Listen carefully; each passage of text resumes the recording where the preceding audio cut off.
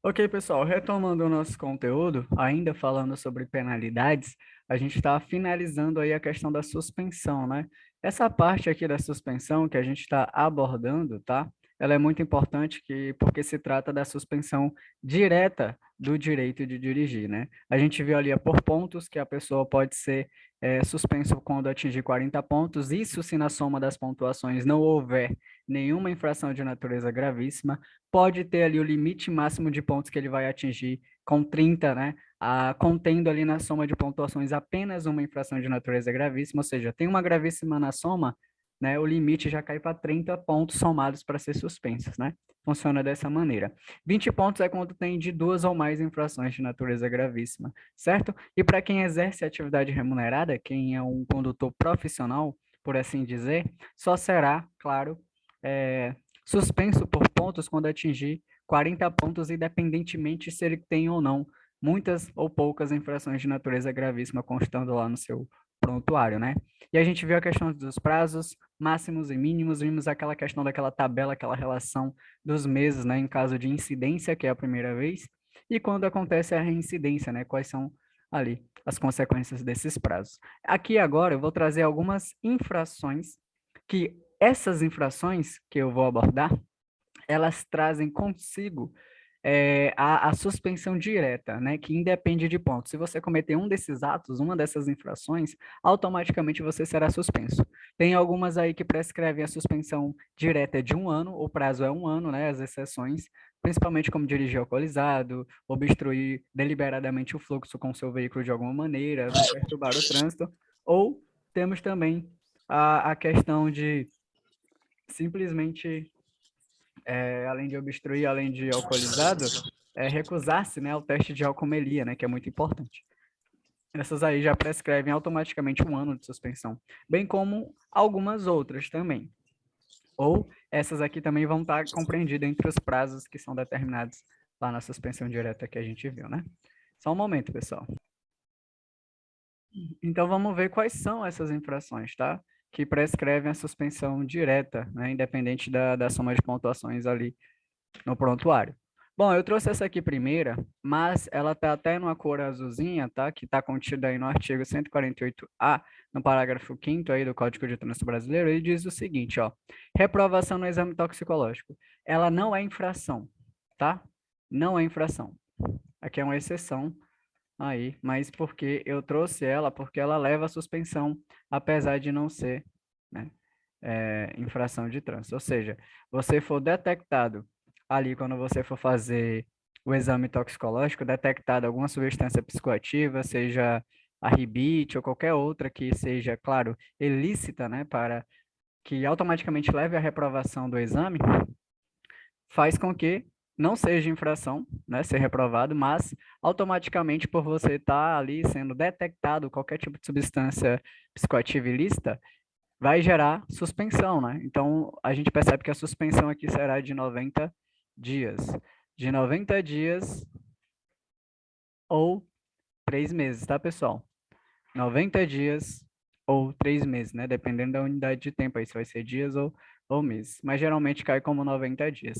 Então, reprovar no teste não é infração, mas leva à suspensão, porque você foi reprovado, então você não vai poder dirigir. Como é que você foi detectado tomando, né, qualquer tipo de substâncias ali ilícitas que reprova automaticamente no teste? Então, automaticamente tem que ser também suspenso. Mas você não vai sofrer nenhum encargo pecuniário, né? Valor de multa, você não sofre nenhum desses encargos aí, ou também leva pontos na habilitação, enfim, isso não vai acontecer com você.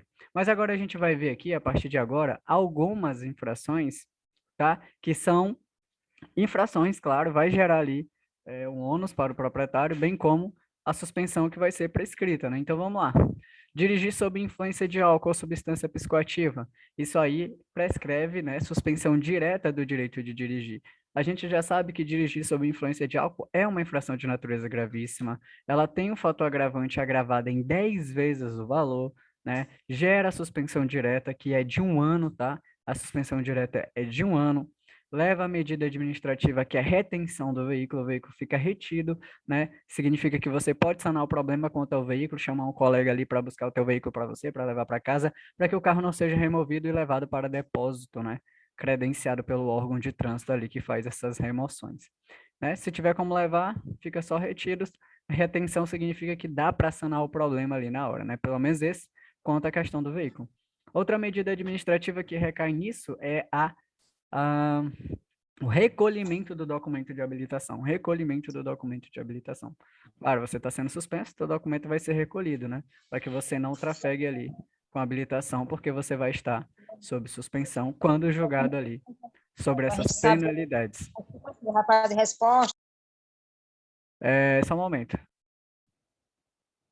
Então tá aí, isso tudo só por conta da direção de álcool. Outra coisa interessante sobre a direção, sobre substância de álcool, pessoal, né? Influência de álcool, também é considerado crime de trânsito, tá? Também é considerado crime de trânsito. E vai gerar, claro, uma pena aí de detenção aí para quem cometer esse ato.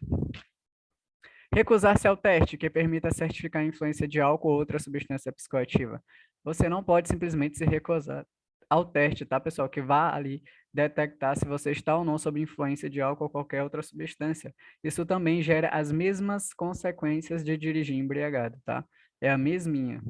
Multa agravada em 10 vezes, o valor da gravíssima eu já sei que é de 293,47 centavos, vai ser multiplicada por 10, né? 2.934 ali, né?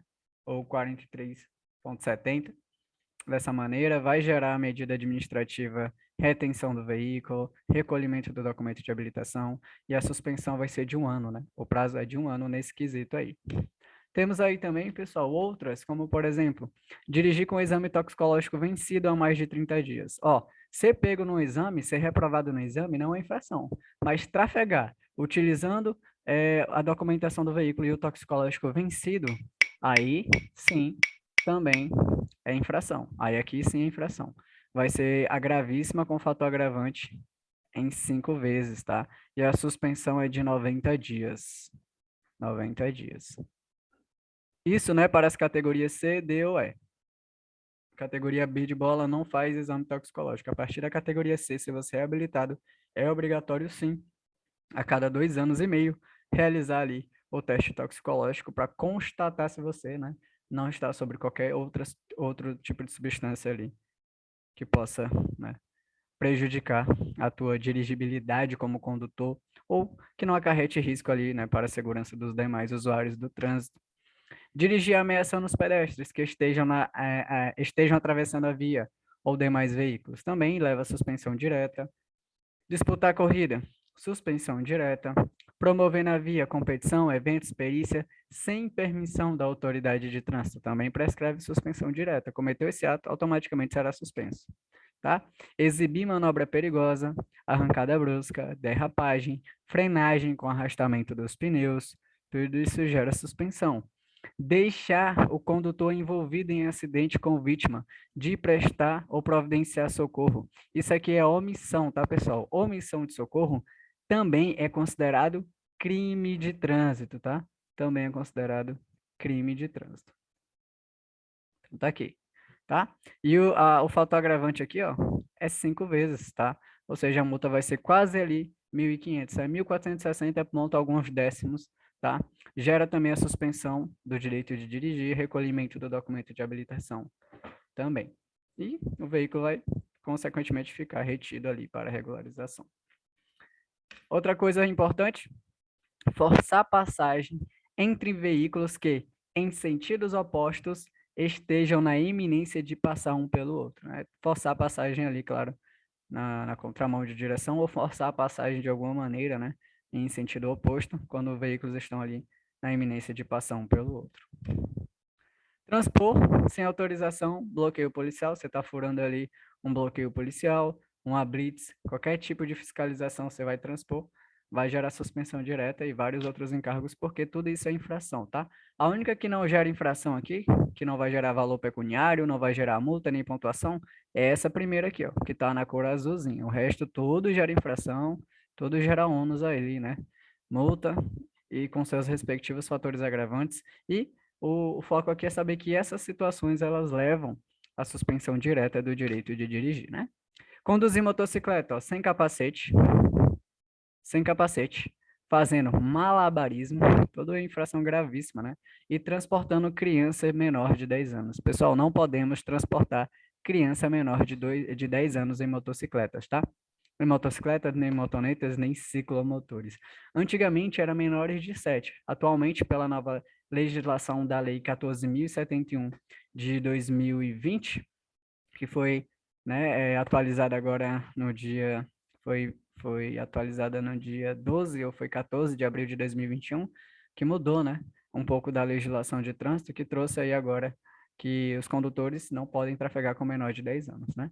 Nos veículos automotores também, claro, vai ter ali umas condições que a gente vai conhecer, tá? Onde existem dispositivos de retenção apropriado para cada idade, né? E a questão do cinto de segurança para as crianças também. Então, a gente vai conhecer. Aqui é na motocicleta, tá? Não posso trafegar com menor de 10 anos. Grava isso que essa parte costuma cair bastante. E tudo isso é infração de natureza gravíssima que, consequentemente, leva à suspensão direta do direito de dirigir. Usar veículo para deliberadamente interromper, restringir ou perturbar a via ou a circulação. Pessoal, o fator agravante desse cidadão aqui, ó, desse último, é de 20 vezes. 20 vezes o valor da multa de R$ 293,47. Vai dar 5 mil e alguma coisa aí, né? Um valor bastante alto. E a suspensão aqui, ó, porque ele está prescrito no artigo 253A, é 1 ano, tá? Aqui prescreve diretamente 1 ano de suspensão, tá? Lembra, se tem suspensão, geralmente quando tem suspensão vai ter o recolhimento do documento de habilitação. Não é para todos os casos, mas geralmente quando há suspensão tem um recolhimento, tá? Ali tem as suas exceções, mas geralmente sim, vai vir juntamente com isso da suspensão a medida administrativa que é o recolhimento do documento de habilitação ali do condutor. Então, essas, pessoal, são algumas infrações importantes da gente memorizar, ficar atento a elas, que elas costumam cair sim, ficar atento e perceber que elas geram suspensão direta, né? Não importa se você tinha pontos ou não ali para ser somados no prontuário do condutor. Automaticamente você vai ser suspenso, né?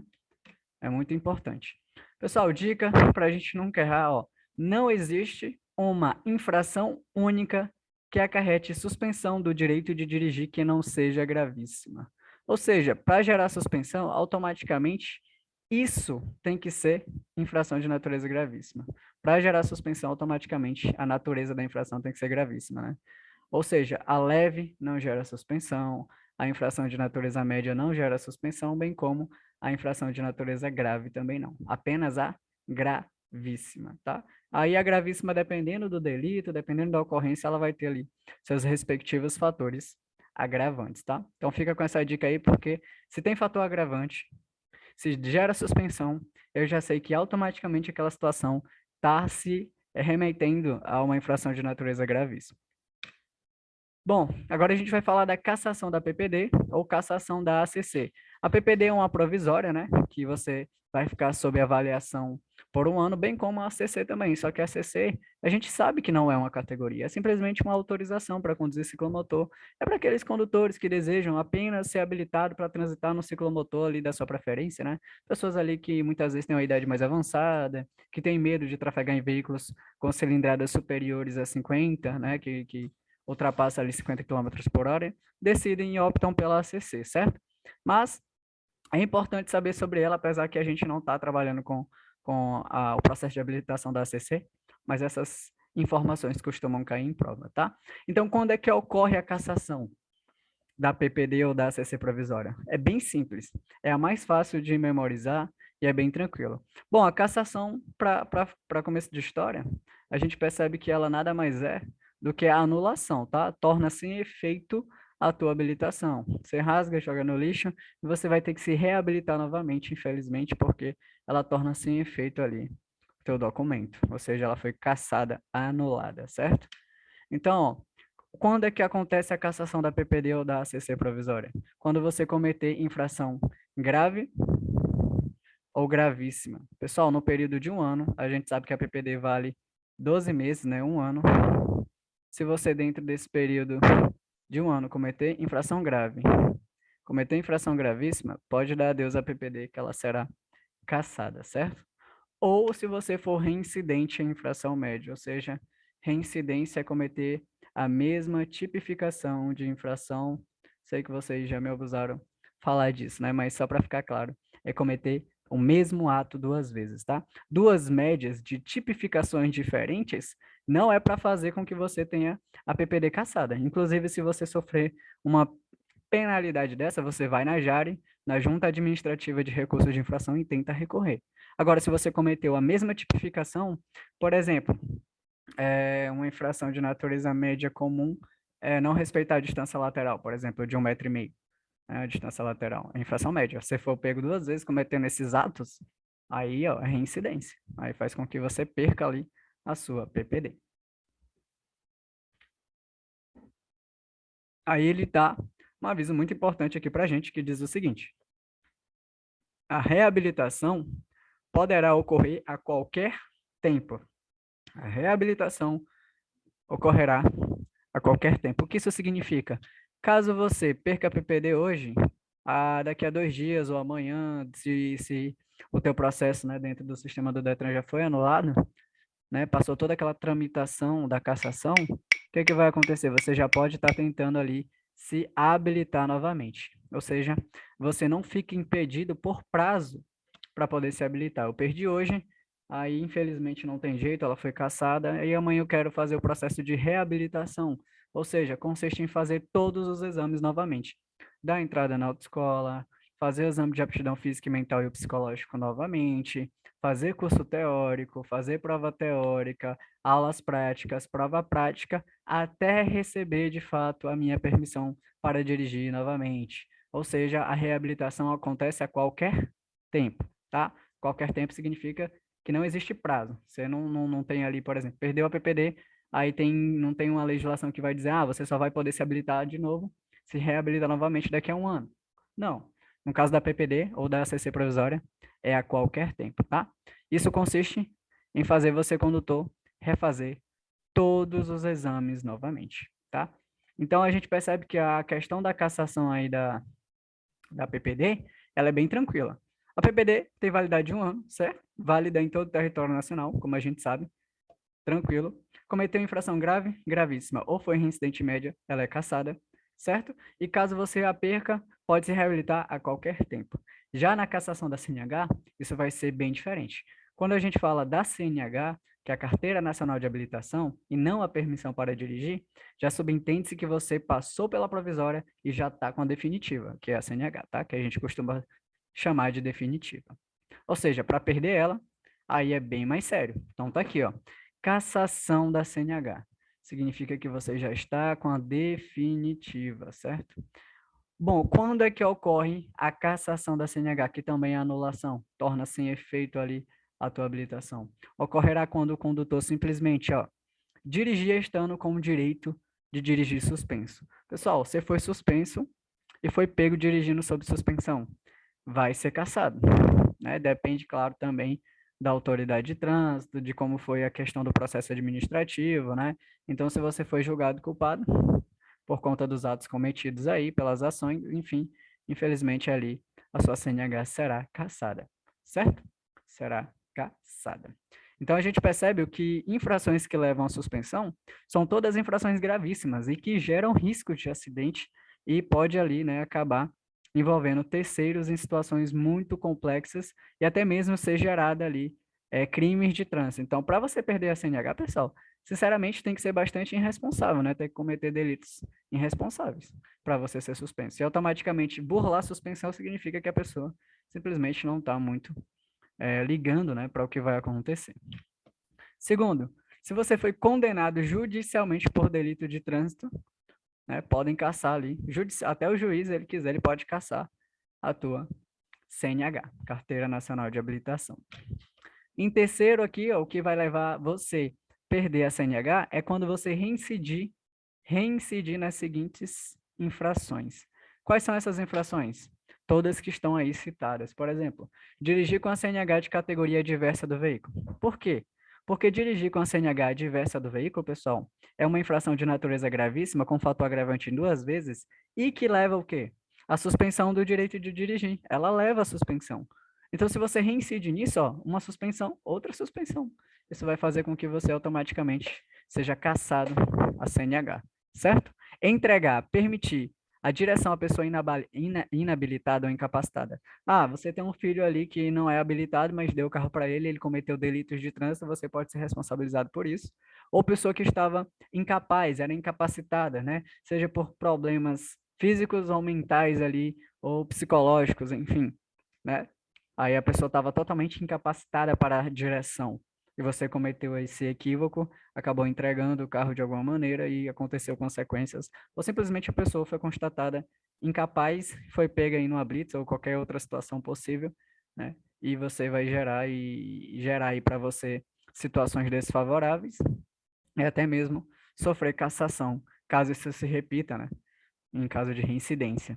Dirigir sob influência de álcool entorpecente, isso aí já leva a suspensão direta de 1 ano, e for reincidência, né? Então, infelizmente, além de pagar o valor da multa em dobro, que vai para 5 mil e alguma coisa, né? Se você fizer os cálculos, vai para 5 mil e alguns quebradinhos, você vai perceber que a CNH será cassada.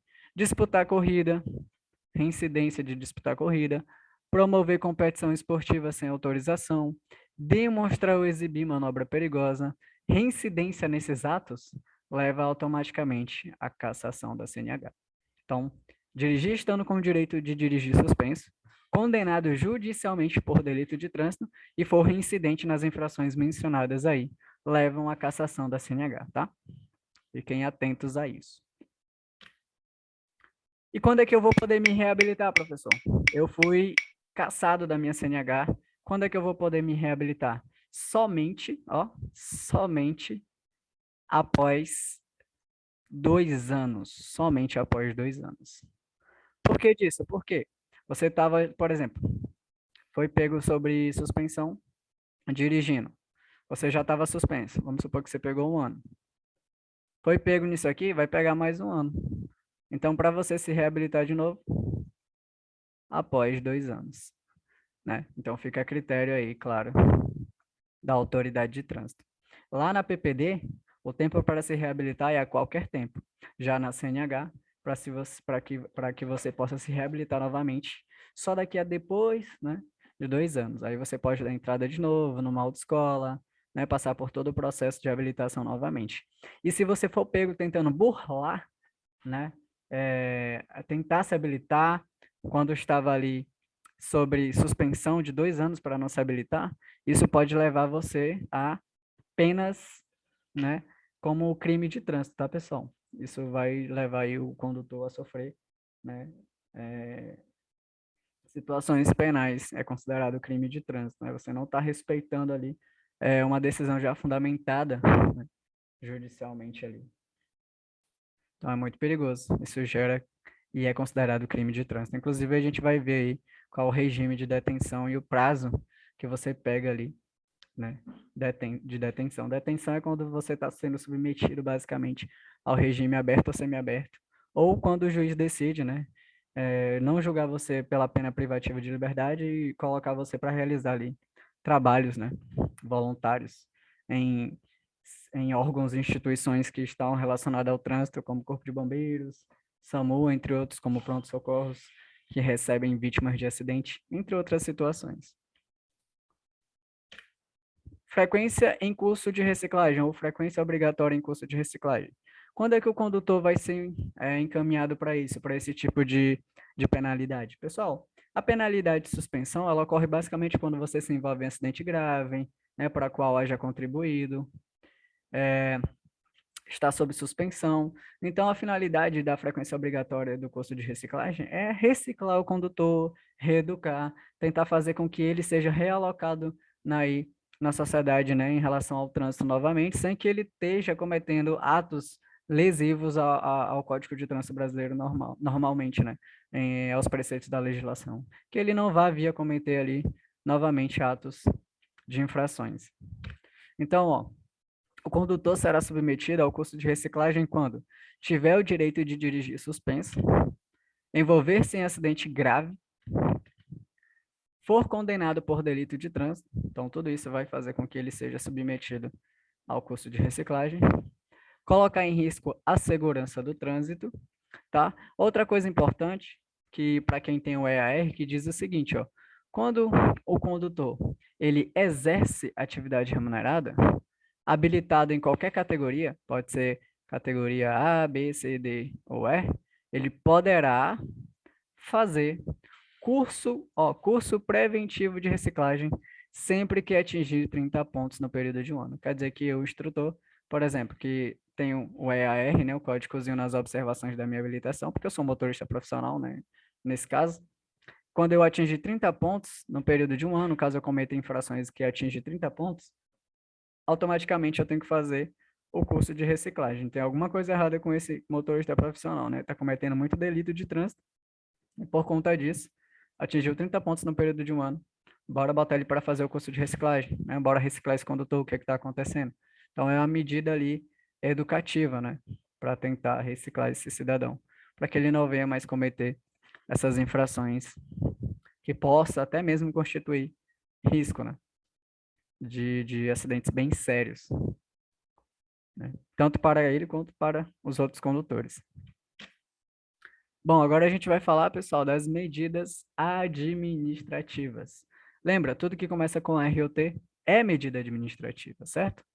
Por exemplo, manter o veículo no local da abordagem até que a irregularidade seja ou possa ser sanada. Isso aqui está falando da retenção do veículo, certo?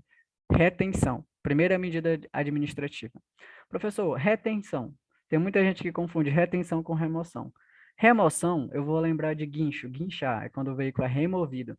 E geralmente a remoção está atrelada a estacionamento indevido, a estacionamento incorreto. E a retenção é quando você simplesmente fica retido, mas você pode sanar ou resolver ali a situação, é no ato da abordagem, e se você consegue resolver, você vai conseguir ser liberado.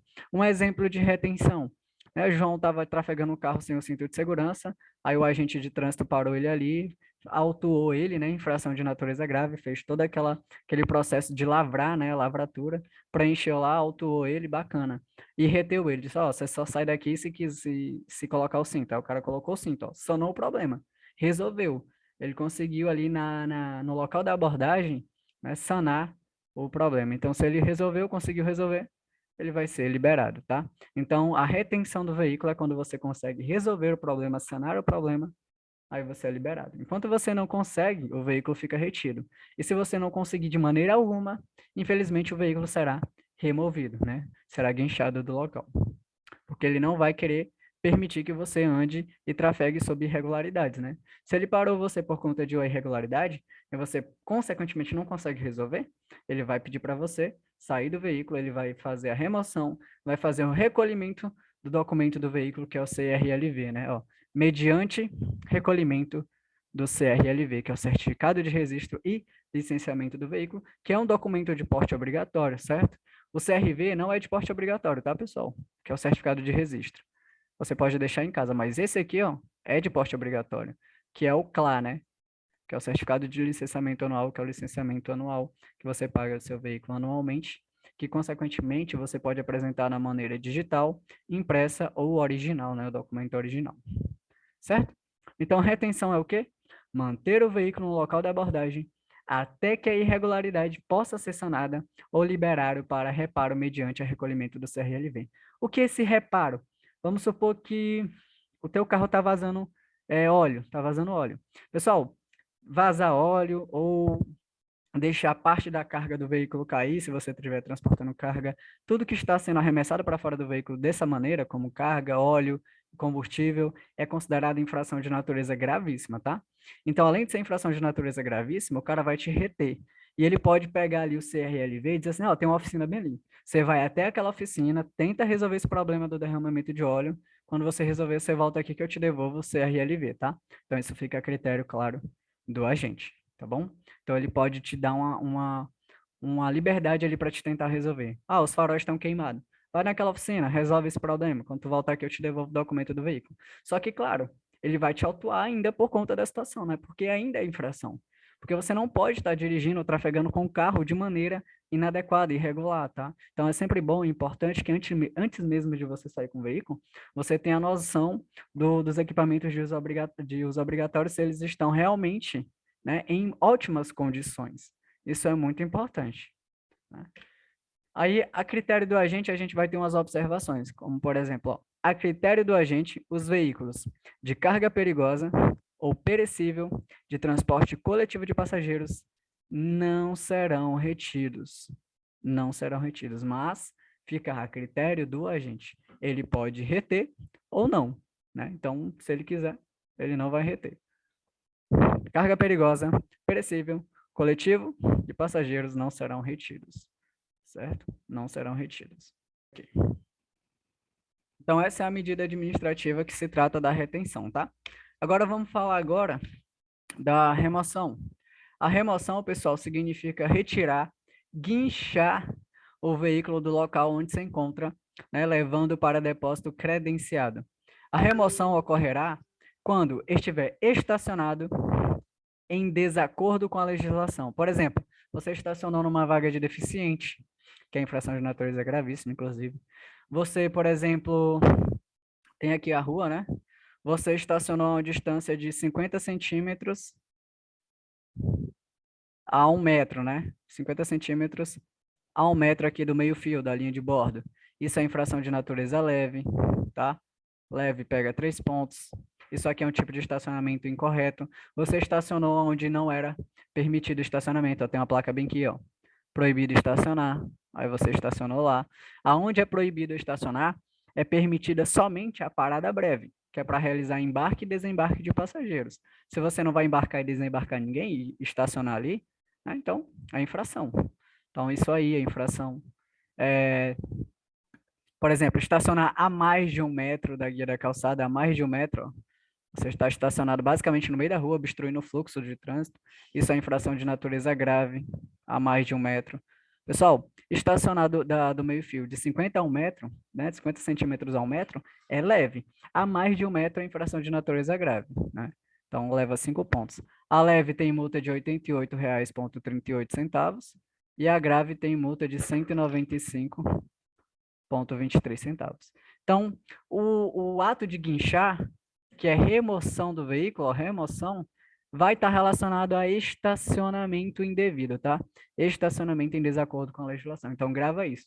Estacionei de maneira irregular, pode ter certeza que vai haver ali a remoção, que é uma medida administrativa realizada pelo agente para coibir situações ali irregulares no ato da abordagem, correto? Só que tem um porém, pessoal. Por exemplo, esse aqui tem uma via, ó, tem uma via. Aí a via tem duplo sentido de direção, né? Ó, tem esse sentido que os veículos trafegam e tem esse sentido oposto. Aí você estacionou ó, na contramão de direção. Você está com a frente do veículo voltada para cá, ó, na contramão. Quando você sair, você vai sair fazendo isso aqui, ó, né? Pegando a contramão para ir para sua mão de direção novamente. Isso aqui, apesar de ser infração, não gera remoção, tá bom? Ou seja, estacionar na contramão de direção, apesar de ser infração de natureza média, não gera remoção. Isso aqui é a única exceção, tá? Que de estacionamento irregular, que não gera remoção. O resto tudo gera remoção. Estacionar onde não pode, onde não é permitido, de maneira irregular, na frente de um hidrante, por exemplo, numa vaga de pessoas, né, que são portadoras ou pessoas com deficiência, né, aquela vaga prioritária.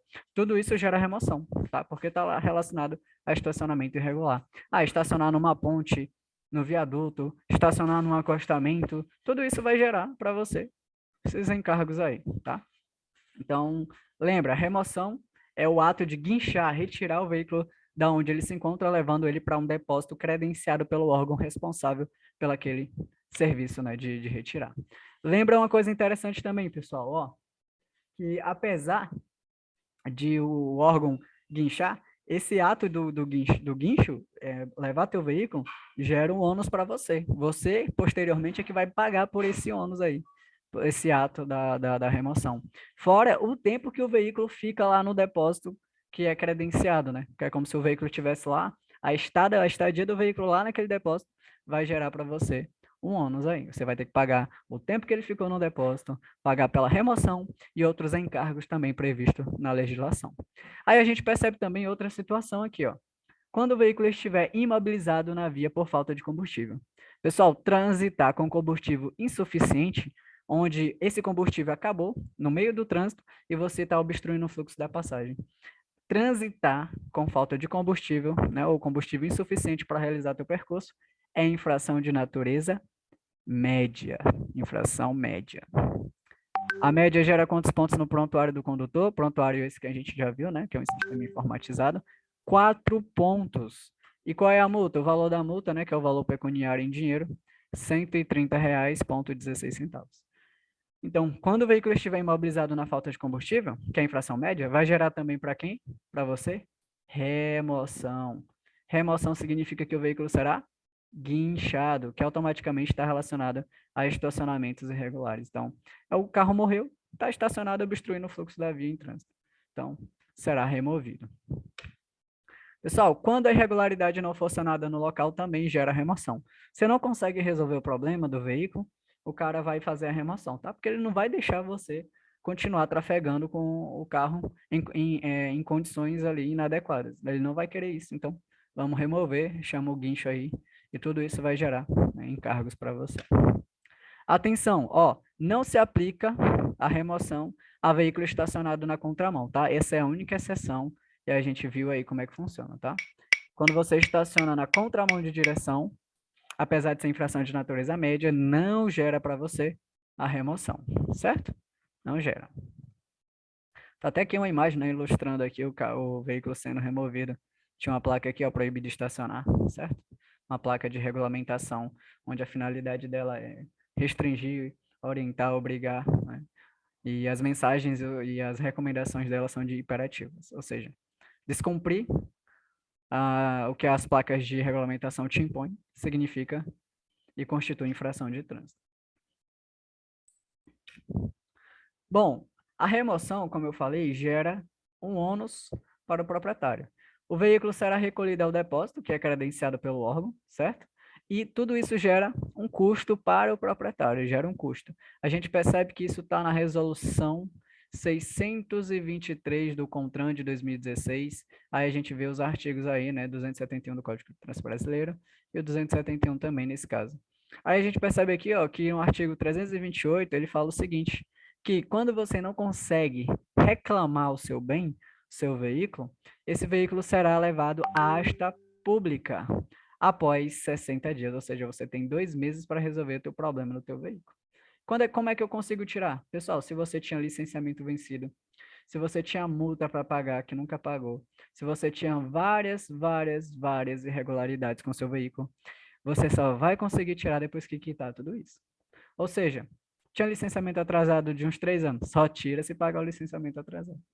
Então, basicamente, se você não é um condutor que tenha cuidado ou se programe ou não faça suas coisas direitinho, quanto à questão do licenciamento do veículo, a documentação e entre outras coisas importantes, né, teu veículo, consequentemente, se você não tiver o dinheiro para pagar, vai para a asta pública, leiloado, teu veículo será leiloado. Fora que depois você ainda vai pagar o depósito, né?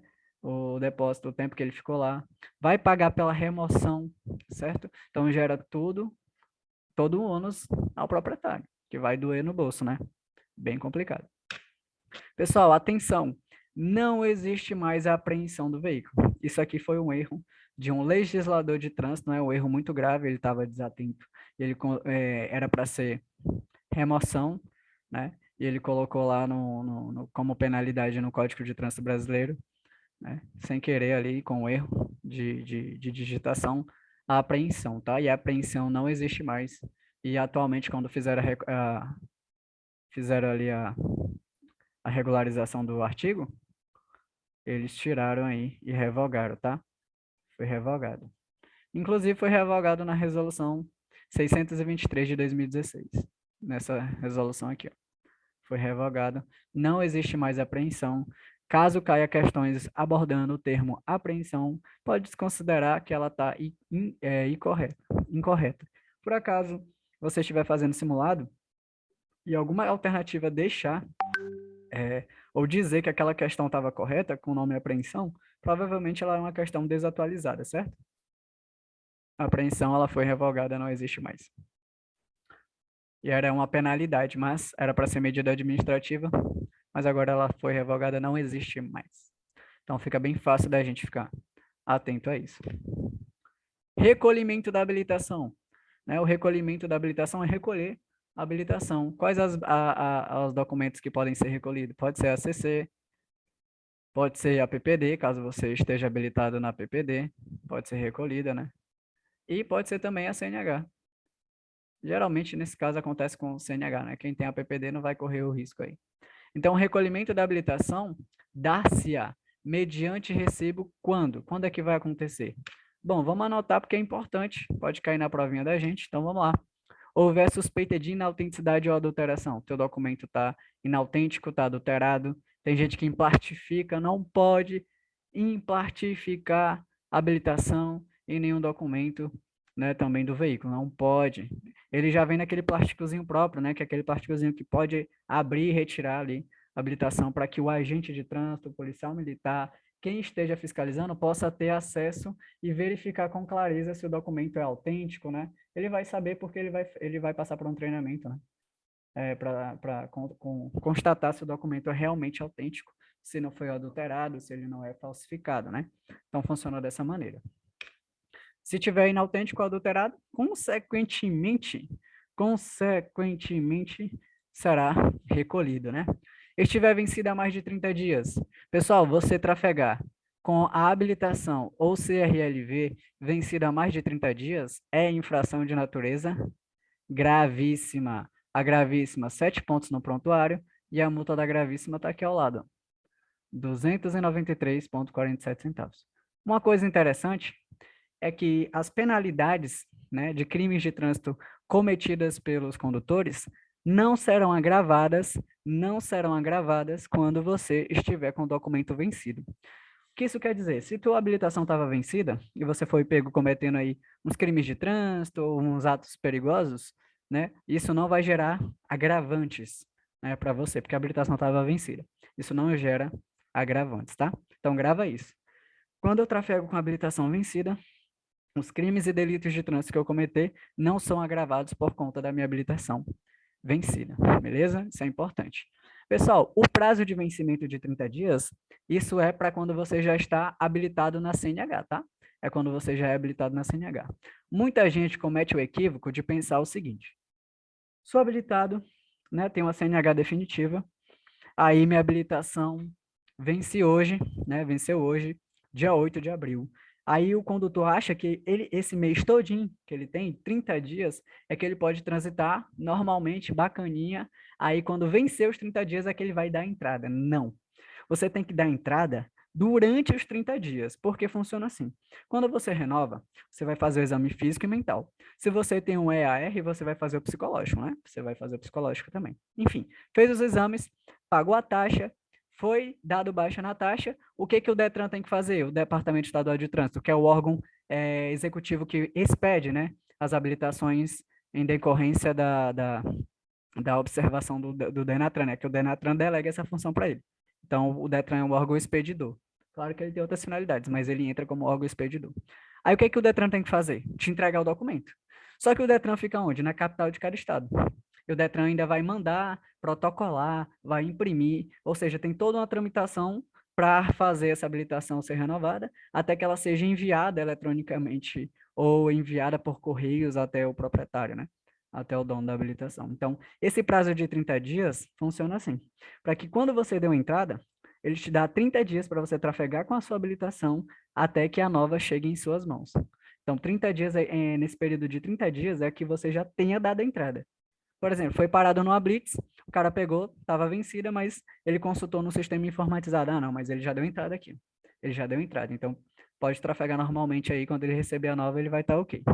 Agora, quem espera o prazo vencer para querer renovar, aí possivelmente você vai sofrer isso aqui. Fração gravíssima, né? 7 pontos no prontuário que você vai pegar e pagar uma multa salgada de R$ 293,47. Então tem que ter bastante atenção, tá? Não pode trafegar com a habilitação vencida.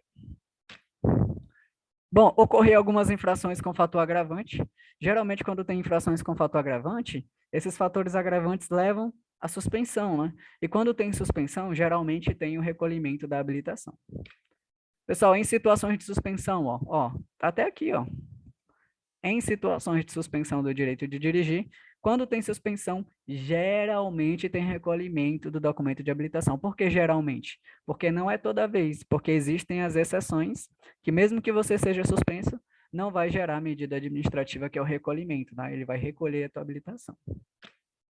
Outros casos também que são previstos pelo Código de Trânsito Brasileiro também, né? Fazem com que a CNH, ou a PPD, ou a CC sejam recolhidas. Bom, o recolhimento do CNH-E, esse E de digital, né? Quando você apresenta digitalmente, se dará por meio do quê? Do registro do RENASH. Professor, lembra o que é o RENASH? Registro Nacional de Condutores Habilitados. O cara vai pegar o número do RENASH e ele vai bloquear o teu aplicativo. Então, quando você tenta mostrar a habilitação pelo aplicativo, você não vai conseguir. Ele vai ficar bloqueado. Por quê? Porque foi recolhida, né? Então, o recolhimento da CNH digital se dará por meio do registro do RENASH. Então, ele recolhe teu RENASH, fica bloqueado no aplicativo, você não vai conseguir usar a habilitação ali pelo CNH digital. Caso você seja desses, né, que gosta de apresentar. Eu gosto de apresentar um documento físico, né? Eu acho mais seguro. Mas eu já usei algumas vezes, o aplicativo também é bem útil, principalmente quando você esquece os documentos em casa. Bom, o recolhimento do CRV e do CLAR. Lembra, o CRV é uma coisa e o CLAR é outra, mas são basicamente um documento, né, ligado ao outro, inerente ao outro. Mas esse aqui, ó, é o certificado do registro, que é aquele documento que só vai ser necessária a expedição de novo em 4 situações, quando você mudar de proprietário, mudar de domicílio ou residência, alterar a característica do veículo ou a categoria do veículo, né? Certo? E o CLAR, que é o licenciamento anual, que é também conhecido como CRLV ou CRLA, ele anualmente é necessário a expedição de um novo, né? E o CRLV-E, que é o digital, juntou eles dois num só, certo? Então, a gente lembra deles que a gente viu lá no processo de habilitação. E o recolhimento deles dar-se-á mediante recibo quando? Quando que vai acontecer isso? Anotar, né? Professor, houver suspeita de inautenticidade ou adulteração, né? Está inautêntico, está adulterado, está rasurado, tem algum tipo de rasgo, alguma coisa está apagada, alguma numeração não está legível, enfim, isso vai gerar recolhimento. Alienado o veículo, não for transferida a propriedade em 30 dias, né? Você avisou o Detran da venda, né? Você avisou, depois que você avisou, o proprietário do veículo é quem tem que se virar para colocar o nome, né? O novo proprietário, o veículo no seu nome. Então, se isso não acontecer, vai gerar o recolhimento aí no documento, o veículo pode ficar retido também, até que ele consiga resolver. Quando a irregularidade também não for sanada no local, acontecer algum problema, por exemplo, o cara estava trafegando com o veículo, aí o veículo estava sem um encosto de cabeça, por exemplo. O encosto de cabeça é um item obrigatório. Inclusive, não transitar com encosto de cabeça, ou sem ele, ou de maneira irregular, é considerado infração de natureza grave. Infração grave. 5 pontos no prontuário e a multa de 195,23. Aí ele vai te dar um tempo para te resolver o problema. Não consegue resolver, vai gerar remoção, e por conta da remoção, gera o recolhimento do documento do veículo, né? Que é o CRV ou ou CLA, né? Certificado de Licenciamento Anual. O prazo do licenciamento CLA estiver vencido, né? Vencido, você não conseguiu pagar o licenciamento do ano, vencido, vai gerar aí o seu recolhimento. Outros casos também que são previstos aí pelo Código de Trânsito Brasileiro. Um aviso importante, o recolhimento do CRLV-E, que é o digital, né, se dará por meio do RENAVAN. O que é o RENAVAN, pessoal? Registro Nacional de Veículos Automotores. Registro Nacional de Veículos Automotores. O RENAVAN, pessoal, é o código que fica nesse documento, né? Aquele código do RENAVAN. Esse código do RENAVAN é basicamente, né, o número do CPF do veículo, digamos assim, né? A grosso modo, usando de analogia. É como se fosse o CPFzinho do teu veículo que vai ficar armazenado no banco de dados do DENATRAN, Departamento Nacional de Trânsito. Ele que tem essa finalidade, né? Importante aí saber disso. Recolhimento de animais. Falamos muitas vezes anteriormente que o recolhimento de animais, pessoal, geralmente fica de responsabilidade das prefeituras. Mas vamos ver aqui. Ou dependendo do âmbito que for feito o recolhimento. A gente percebe aqui que foi numa rodovia ou numa estrada de âmbito federal e a PRF que está fazendo, né? Polícia Rodoviária Federal que está fazendo aí esse recolhimento. Mas geralmente nas cidades aí dos municípios, em centros urbanos, é de responsabilidade da prefeitura, né? Basicamente. Então vamos ver o que o recolhimento de animais fala aqui para a gente. Serão recolhidos a depósito quando estiverem soltos na via pública e desacompanhados de seu guia, prejudicando a fluidez do trânsito ou proporcionando risco à segurança. Então, tudo isso aqui, né, esses casos aqui fazem com que o animal seja recolhido, né, colocado e levado para um depósito ali credenciado pelo órgão. Só que isso vai gerar, claro, umas penalidadezinhas para o proprietário desse animal. Então, vai falar aqui, ó. A restituição do animal só ocorrerá mediante o pagamento das multas, porque isso vai gerar multa, não pode deixar o animal solto, isso pode causar risco, acidente, entre outras situações perigosas, potencialmente perigosas, né? Vai gerar taxas e despesas com a remoção e a estada do veículo lá no depósito, né? No estábulo credenciado, enfim, onde for colocado. Então, gera multas, taxas, despesas com a remoção, o recolhimento do animal gera despesa, fica a cargo do proprietário, e a estadia, a estada do animal lá no depósito também. Por dia, por dia, é gerado um ônus aí.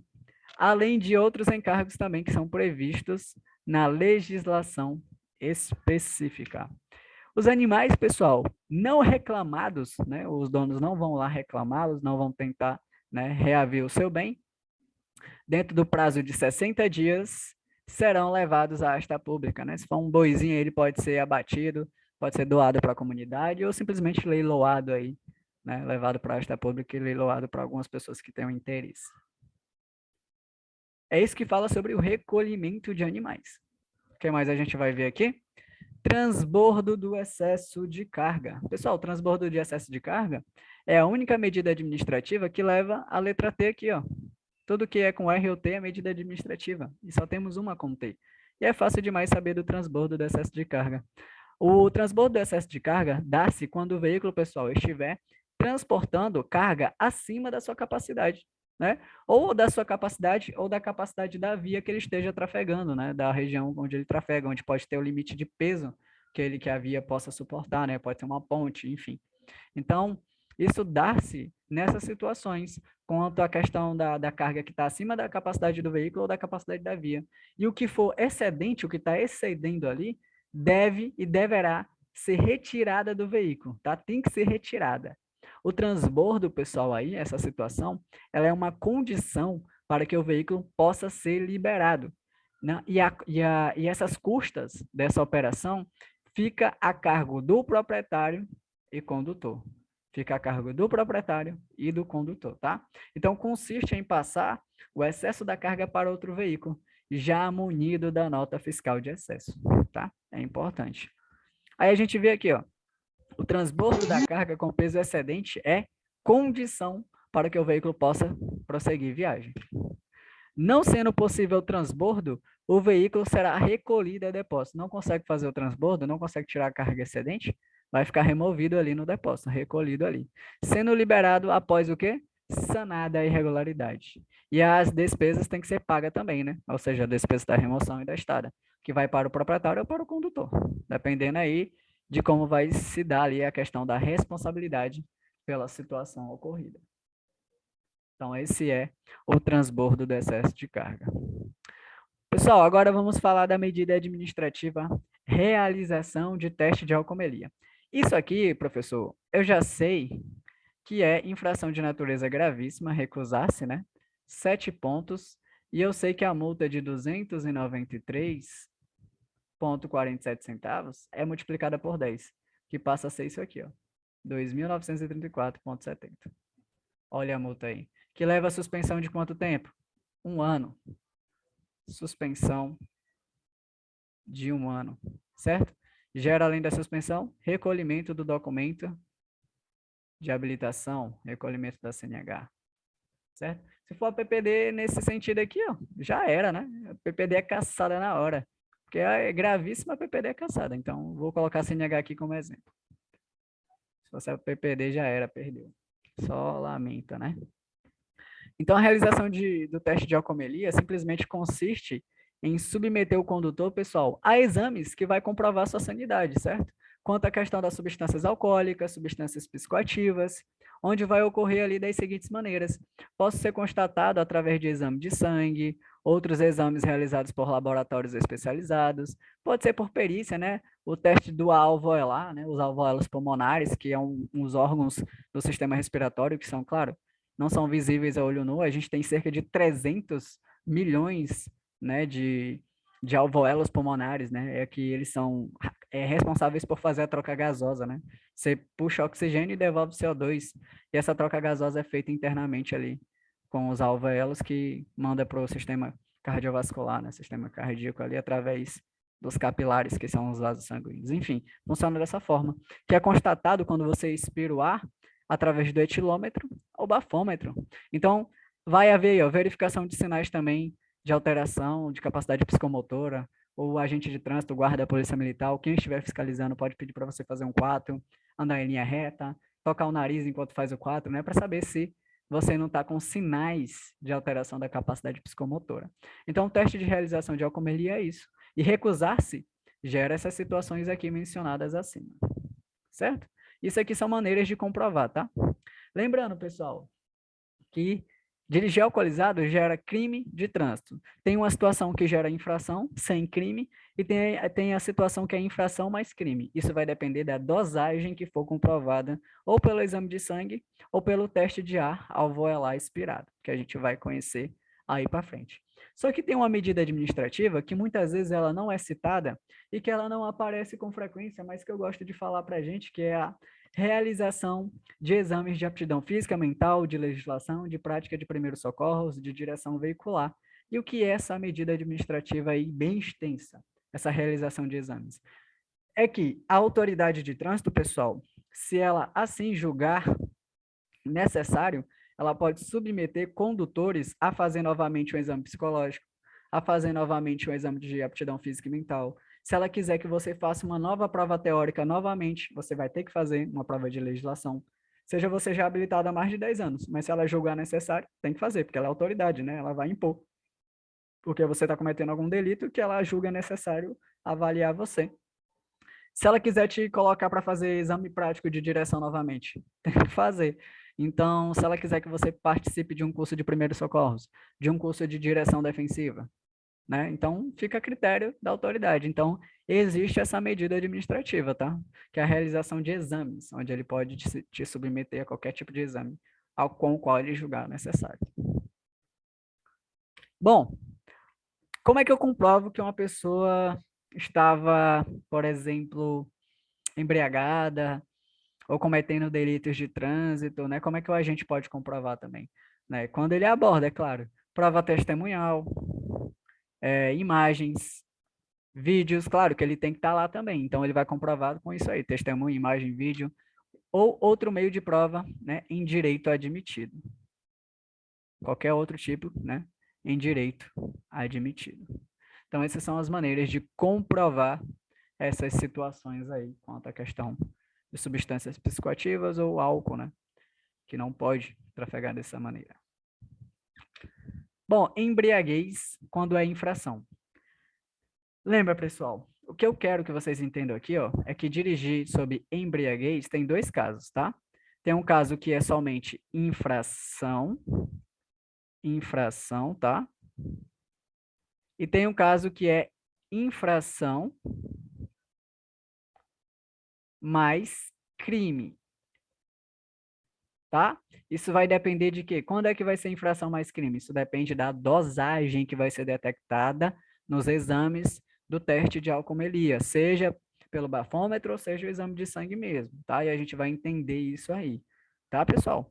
Tem uma dosagem que considera só infração, então você vai responder pelas infrações, e tem a responsabilidade de infração mais o crime de trânsito que você vai responder penalmente, né? Você vai ser julgado ali, dependendo da autoridade, você vai sofrer aí as devidas penalidades quanto a isso. Então, vamos conhecer, né?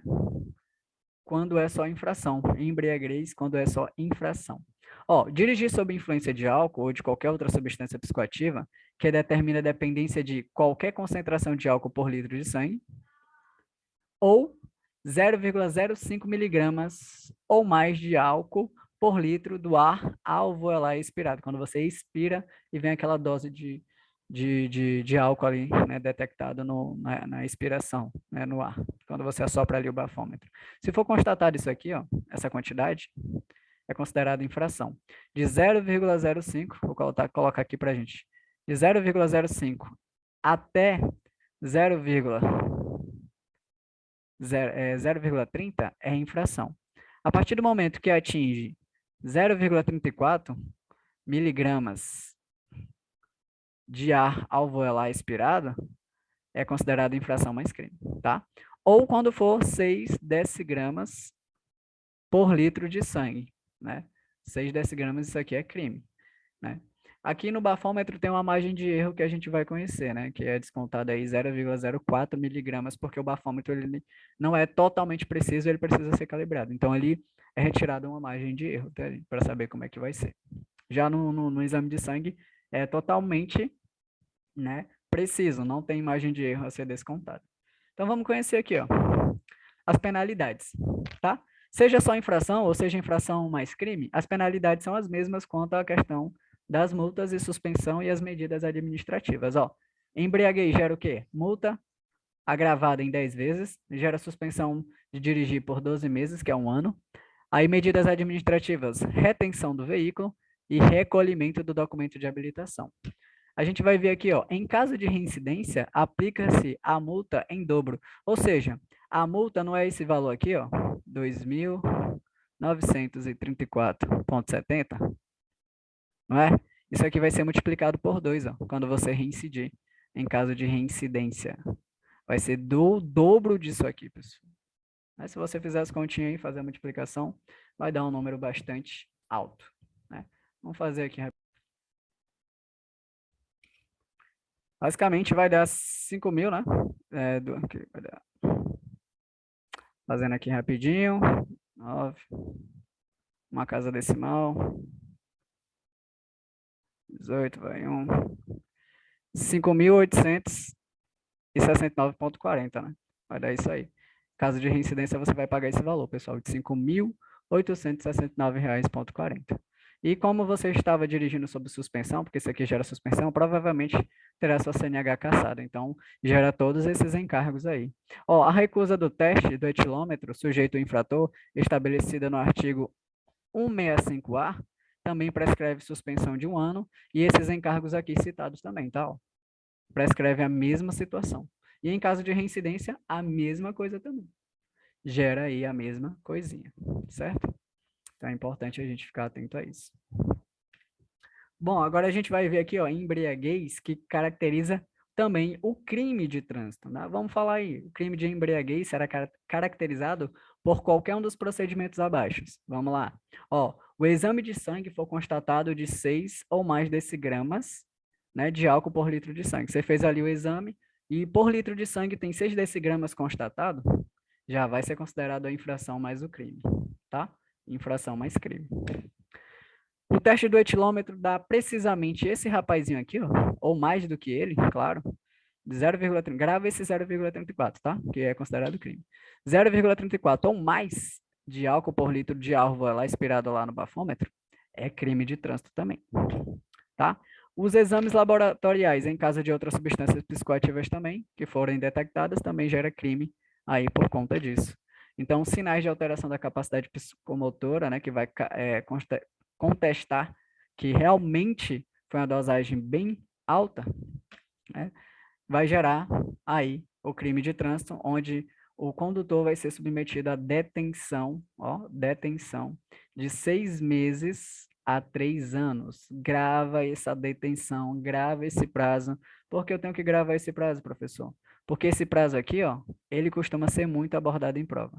A detenção é quando você está sendo submetido ao regime aberto e semi-aberto, tá? Aberto e semiaberto. Se fosse reclusão, aí pegaria os 3 regimes, que é o aberto, semiaberto e o fechado. Aqui é a detenção. E a detenção é de quanto tempo? De 6 meses a 3 anos. 6 meses a 3 anos. Fica atento aí a essa detenção que ela vai cair em provinha, com certeza, se ele abordar essa questão da embriaguez com crime de trânsito, tá bom? Vai cair, com certeza. Então, eu trouxe aqui uma tabela bem simples, só para você entender quando vai ser somente infração, quando vai ser somente o crime, né? Quando vai ser infração e crime. Vamos lá. Pessoal, infração por alvo é lá, se for constatado isso aqui, ó, 0,5 miligramas a 0,30 é infração. Ou seja, você não responde pelo crime, responde só pela infração. Crime sobre o alvo é lá vai ser de 0,34 miligramas ou mais, tá? Aí ele deixa um porém aqui muito interessante que diz o seguinte: deve-se descontar margem de erro do equipamento etilômetro, né? Que ele não é totalmente preciso, mas ele faz bem o seu serviço, mas por conta ainda que não é totalmente preciso, desconta-se 0,04 miligramas. Então vamos supor que você foi lá e soprou e deu exatamente isso aqui, ó, 0,34, aí você já fica preocupado. Não, ele tem que descontar, né? Ó, menos o 0,4, vai dar exatamente aqui o 0,30, e aqui é só infração, então é só para ser só infração. Para ser crime, tem que dar ou 0,34 ou mais, né? Para mais, subindo aí para mais. Aí sim vai ser considerado crime. Aí você vai responder tanto pela infração quanto o crime. E por sangue, né? Por litro de sangue. Para ser só infração, tem que ser constatado 1 decigramas, né? Por litro de sangue ali no exame de sangue, que é totalmente preciso. Inclusive, no exame de sangue não há, ou seja, não existe margem de erro a se descontar. E, para ser crime com o exame de sangue, 6 decigramas por litro já é suficiente para detectar e autuar o condutor pela infração mais crime de trânsito ali, por embriaguez, né? Dirigir alcoolizado ali no volante. Aí eu pergunto para você, certo? Então, isso aí é uma tabela que mostra basicamente quando vai ser infração e quando vai ser crime, né? Mas é infração. Vamos lá, prosseguimento. Vamos agora abordar sobre crimes de trânsito. Crimes de trânsito. Vamos conhecer alguns. Pode cair na prova de vocês abordando alguns crimes. Geralmente, quando cai sobre crime de trânsito, cai bastante sobre questão de omissão de socorro e a direção embriagada. Esses dois são basicamente os dois que mais vão cair, tá? Sobre direção sobre álcool, né? Direção sobre o abuso de álcool e omissão de socorro. Então, a gente tem que ficar atento aí ao prazo dos dois. Pode cair sobre outros? Sim. E é por isso que a gente vai ver também. Mas o mais comum é sobre álcool e omissão de socorro. Omissão de socorro é quando você não ajuda ali uma pessoa vítima de acidente de trânsito, seja você simplesmente tendo envolvimento nisso ou não, né? Então, a gente vai conhecer aqui alguns crimes aí. Vamos lá.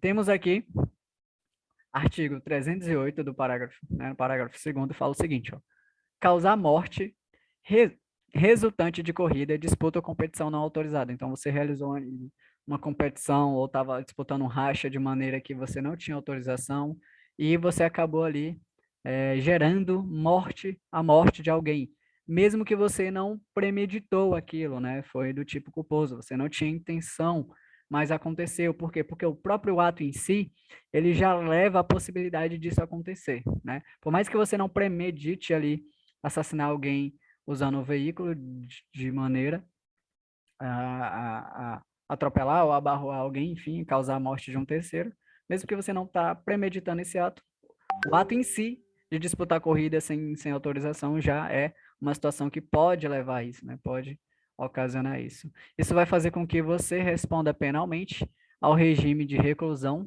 O regime de reclusão faz o condutor ser colocado para 3 tipos de regime, que ele pode ser condenado a um regime aberto, dependendo de como vai ser a condenação, o regime semiaberto e o fechado, né, que é o pior de todos, regime fechado. Aí você percebe que a pena que vai gerar sobre ele vai ser de 5 a 10 anos. De 5 a 10 anos. Bom, tá aqui, ó. Reclusão submete o condenado à pena de regime fechado aberto ou semiaberto. Aí todas essas práticas aqui que a gente está falando é do tipo culposo, né? Do tipo culposo. Não tinha intenção, mas o ato sim gera insegurança e pode provocar aí essas causas aí, consequências pelo ato provocado. Então vamos lá. Aqui é a reclusão, né? Artigo 302, parágrafo 3º, diz o seguinte: praticar homicídio estando o condutor sob efeito de álcool ou substância psicoativa. Então, você estava sob efeito de álcool, sob efeito de substância psicoativa e acabou praticando um homicídio, não tinha intenção, mas o fato de dirigir embriagado pode levar a isso. Então, se você for pego sobre isso ou praticar ou causar homicídio, né, estando sob efeito de álcool ou psicoativo, você vai ser colocado em regime de reclusão de 5 a 8 anos, né? A pena pode variar de 5 a 8 anos. Artigo 308, parágrafo 1º, diz causar lesão corporal. Você causou algum dano, né? Alguma lesão corporal em um terceiro, resultante de corrida, disputa ou competição não autorizada. Reclusão. A pena pode variar de 3 a 6 anos. Pessoal, artigo 303, parágrafo 2º. Praticar lesão corporal estando o condutor sob efeito de álcool ou psicoativo. Agora, praticou lesão corporal, né? E não homicídio. Você não levou alguém a óbito, mas ainda assim feriu gravemente ali uma pessoa sob efeito de álcool ou psicoativos, regime de reclusão e a pena varia de 2 a 5 anos. Certo? Refere-se aí à prática do tipo culposo. Bora ver mais alguns, tá? Mais alguns crimes de trânsito.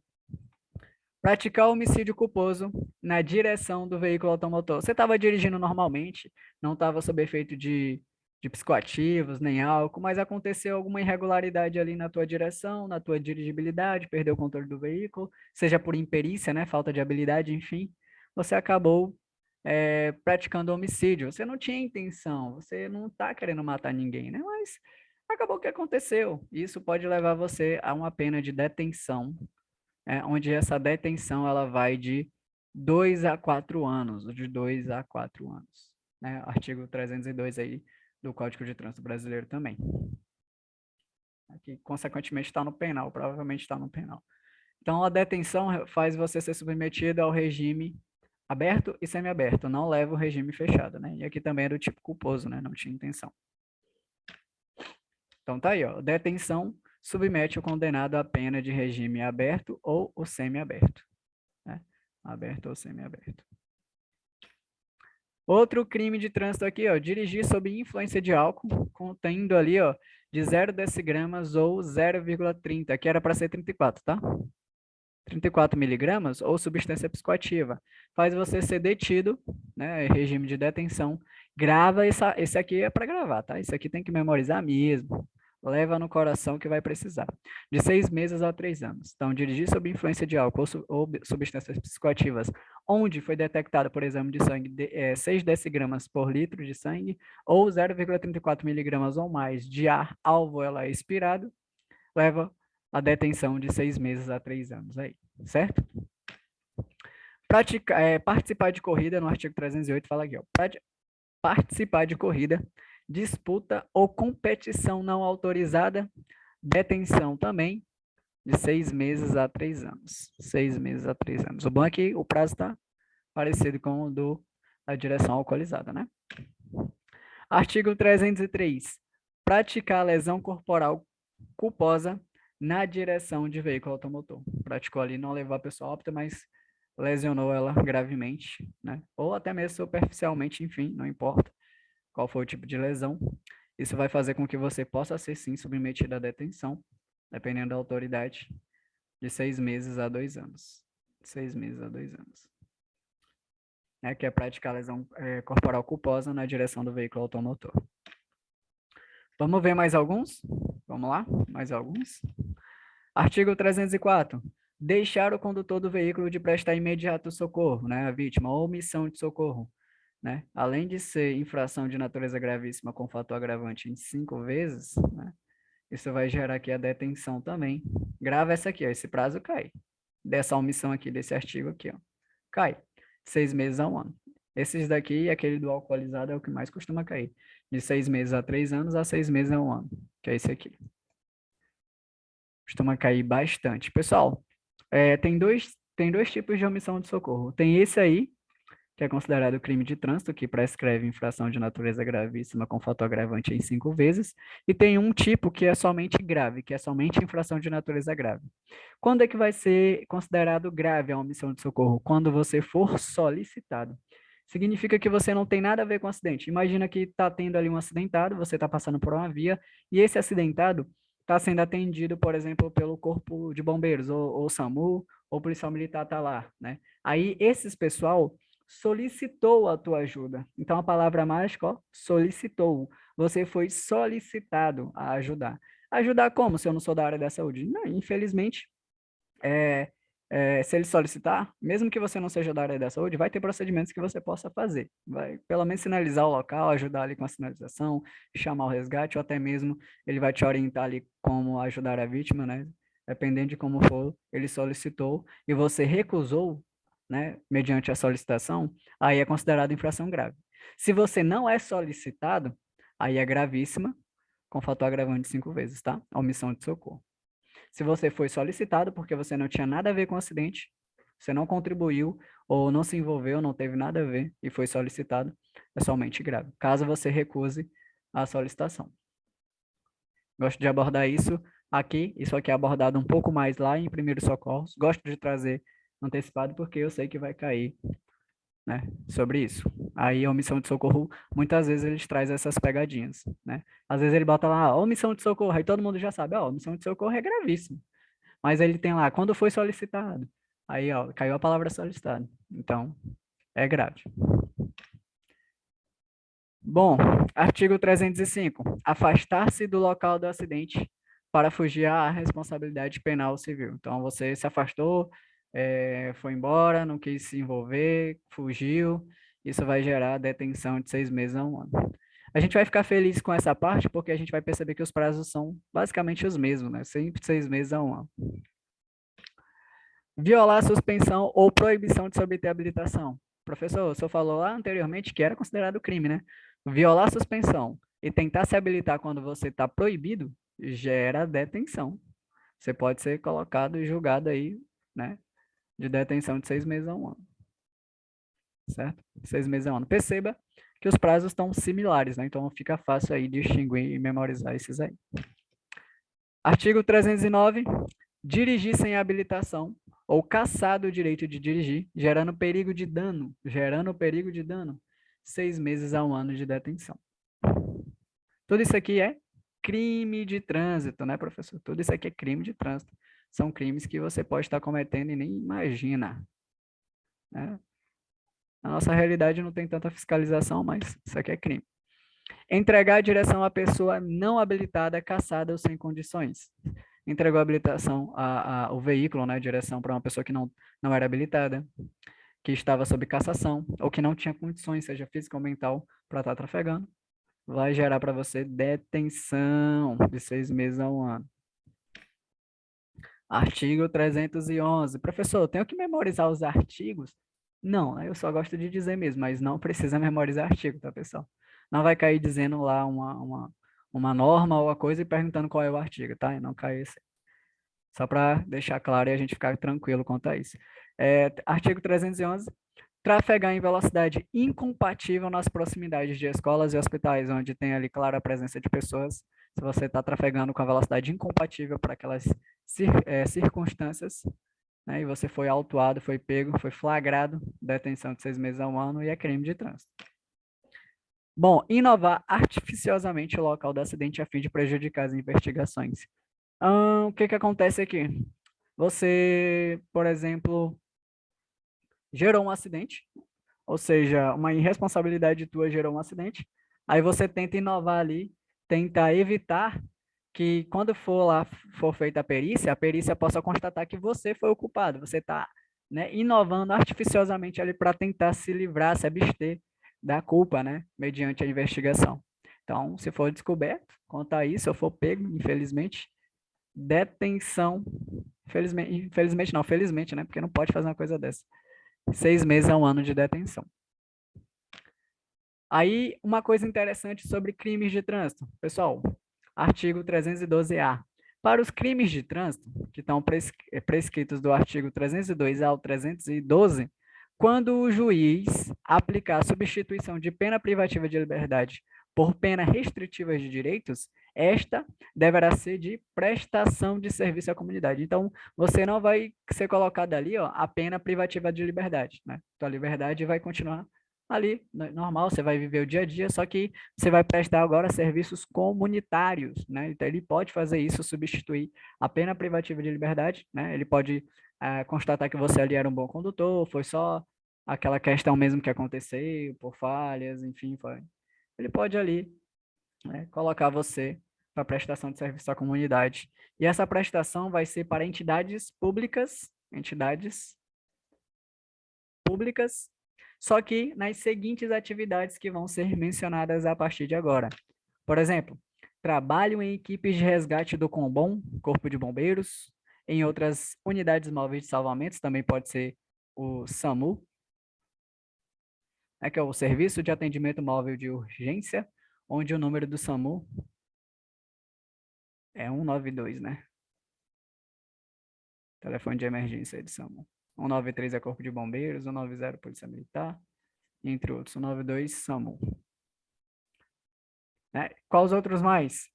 Além do Combom, do SAMU, a gente tem trabalho em pronto-socorro, né? Ó, você vai trabalhar nos pronto-socorros, né, de hospitais que vão receber vítimas de acidentes de trânsito. Perceba que tudo está atrelado a trânsito, né? Porque foi crime de trânsito, as unidades ou entidades públicas estão tendo ali alguma relação com o trânsito. A gente tem aqui no item, né, no terceiro item, trabalho em clínicas ou instituições especializadas na recuperação de acidentados do trânsito. O que mais que a gente vai ver? Ou outras atividades relacionadas ao resgate, né? Atendimento e recuperação de vítimas de acidente de trânsito. Tudo envolve acidente de trânsito ou coisas que estão relacionadas aí ao trânsito. Então, quando você for, né, substituir a pena privativa de liberdade pela restritiva de direitos, trabalharão e prestarão serviço à comunidade nas seguintes entidades públicas mencionadas: atividades relacionadas ao resgate, clínicas relacionadas a acidente de trânsito, pronto-socorros também, que vai atender vítimas de acidente, e Combom, né? Trabalhar ali com o Combom, ou SAMU, Corpo de Bombeiros, SAMU, ou entre outras equipes de resgates, né? Unidades móveis de salvamento. Isso aqui é interessante. Bom, a gente vai fazer agora, pessoal, um cálculo de velocidade. Grava isso com bastante atenção. Existe um artigo chamado artigo 61, tá? Artigo 61, onde a gente vai... Deixa eu só melhorar isso aqui, pelo amor de Deus. Aqui, vamos lá. Artigo 61. Esse artigo 61 do Código de Trânsito Brasileiro, ele vai estar lá nas normas gerais de circulação e conduta que a gente vai ver aí futuramente. As normas gerais de circulação e conduta são normas da legislação que vão, né, dizer como eu tenho que trafegar quando não existe uma sinalização. Por exemplo, professor, tem uma rua ali, eu estou trafegando nela, e ela não tem placa dizendo qual é a velocidade que eu tenho que trafegar, ela não tem placa alguma, ela é totalmente desprovida de sinalização. Quer dizer que eu posso trafegar a velocidade que eu quiser? Não. Quando não tem a sinalização, as normas são previstas pela legislação. Então, a gente vai ver que existe aí, dentro da sinalização, uma hierarquia, uma ordem de prevalência, e é isso que a gente vai ver mais para frente. Mas, professor, o que está dizendo esse artigo 61? Esse artigo 61, ele fala da velocidade máxima permitida. Velocidade máxima permitida nas vias. Existe isso. Só que, para isso, eu preciso conhecer quais são as vias. Pessoal, as vias terrestres, elas são ramificadas da seguinte maneira. Vias terrestres. Via terrestre, quando eu falo isso, é tudo. São todas as vias. Só que as vias terrestres, elas podem ser subdivididas em grupos. Como assim? Ó? A gente vai ter as vias rurais. Vias rurais. E as vias rurais, professor, elas são divididas da seguinte maneira. Nas estradas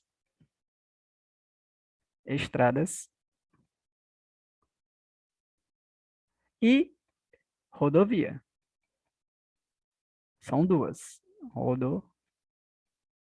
Rodovias. Beleza.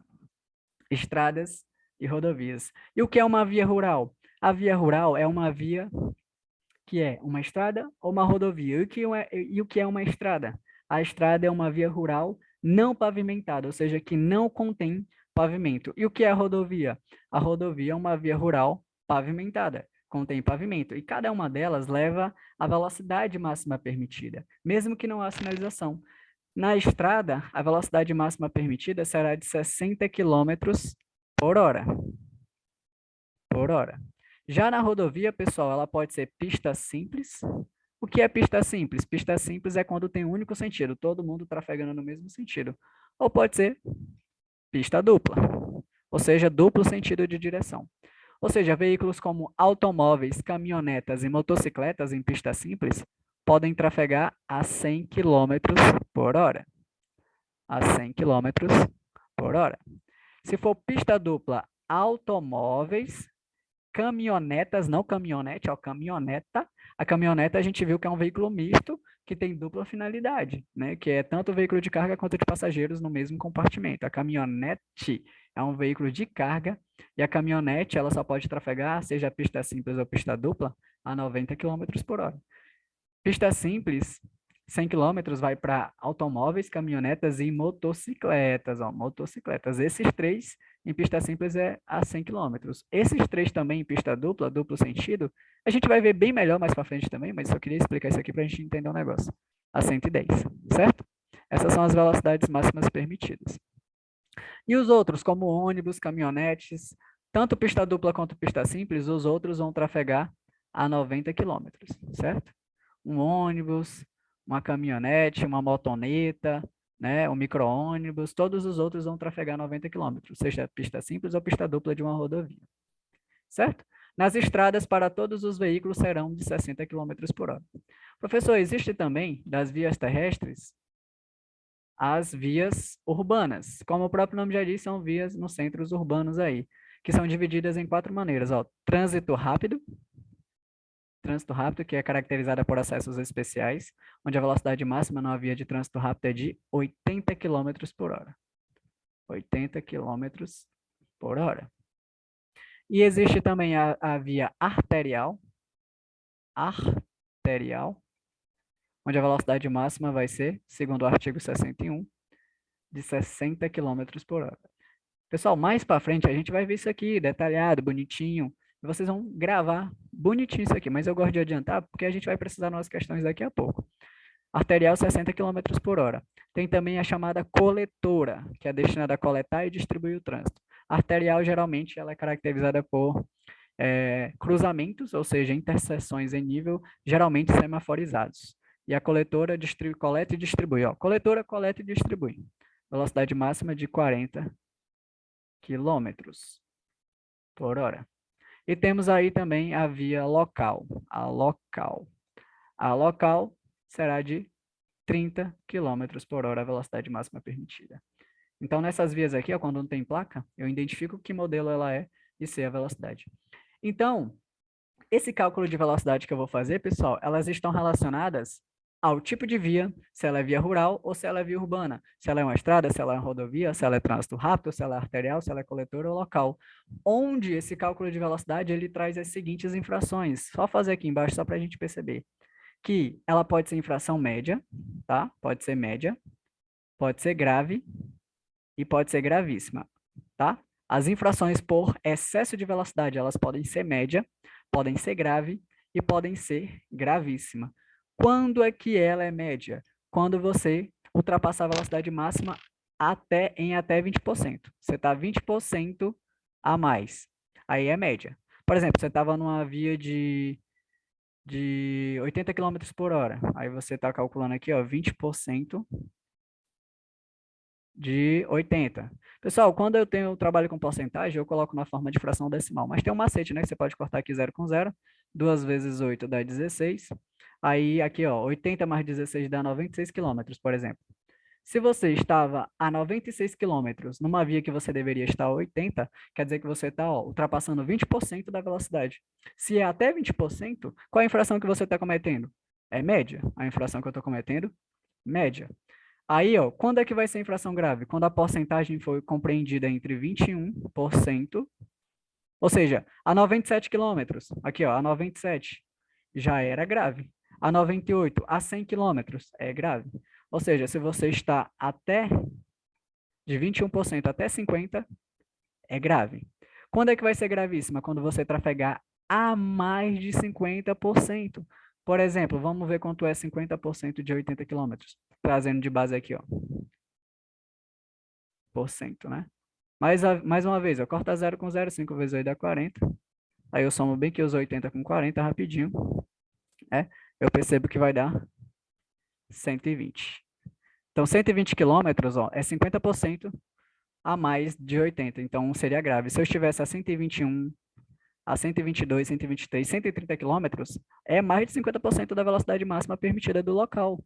Estou a mais de 50%. Então, era gravíssima, com fator agravante em 3 vezes e leva à suspensão. Então, a gravíssima que leva à suspensão. Então, esse cálculo de velocidade que a gente vai ver agora está diretamente ligado ao artigo 61, que fala da velocidade máxima permitida para as vias, tá? Onde também existe o artigo 62, onde fala que a velocidade máxima não pode ser inferior à metade, ou seja, 50% da máxima. A velocidade mínima não pode ser inferior a 50% da máxima, ou seja, a metade dela. Por exemplo, se eu estou numa via local e eu quero saber a velocidade mínima, eu pego a velocidade que ela é, divido por 2, deu 15.